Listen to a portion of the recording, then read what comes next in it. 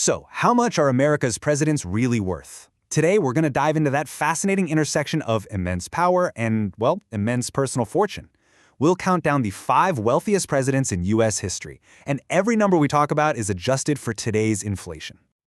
When you think about the presidency, what comes to mind? The White House, right? But what about sprawling plantations or maybe even glittering skyscrapers? The personal fortunes of some presidents are just staggering, and honestly, the names on this list and the sheer scale of their wealth might just surprise you. All right, let's get this countdown started at number 5. And just to give you some context, to even make it onto this list, you need a fortune that is, to put it mildly, pretty darn substantial. Kicking things off is the 26th president, Theodore Roosevelt. You probably know him for his Rough Riders persona and his trust-busting policies, but he was actually born into old New York money, which gave him let's call it a considerable financial head start in life. So in today's dollars, Roosevelt's peak net worth was an estimated $170 million. Now, by any measure, that's a massive fortune. But believe it or not, on this list, that's just the price of entry. Moving on up to number 4, we have one of the nation's most famous founding fathers. Yep, the main author of the Declaration of Independence, Thomas Jefferson. His wealth was largely tied up in his huge Virginia plantation, Monticello. Jefferson's fortune, when you adjust for inflation, comes in at around $285 million. That's a really big jump from Roosevelt, and it's a perfect example of the kind of landed wealth that defined that whole era. Okay, so far, we've seen fortunes in the hundreds of millions, but our number 3 spot? This is where we see the first truly massive leap in scale. And who's at number 3? None other than the very first U.S. president, George Washington.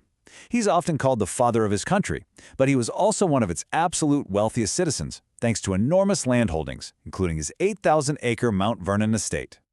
Washington's net worth just skyrockets to an estimated $600 million in today's money. I mean, that's more than double Jefferson's. We're now talking about a truly giant fortune built on the vast lands of early America. Okay, let's just pause for a second and look at these numbers.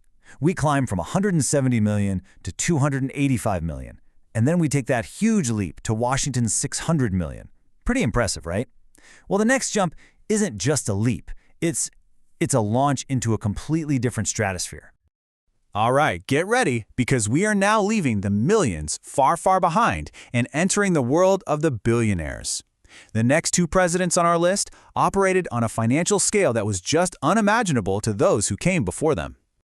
Coming in at number 2 is the 35th president, John F. Kennedy.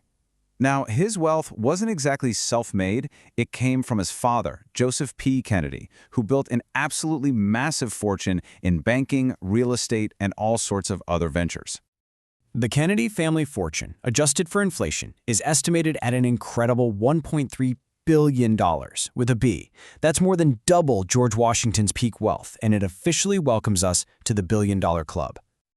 And that, of course, brings us to the very top of the list. The wealthiest individual to ever hold the office of U.S. president is the 45th president, Donald Trump, whose fortune was built primarily in real estate development and brand licensing.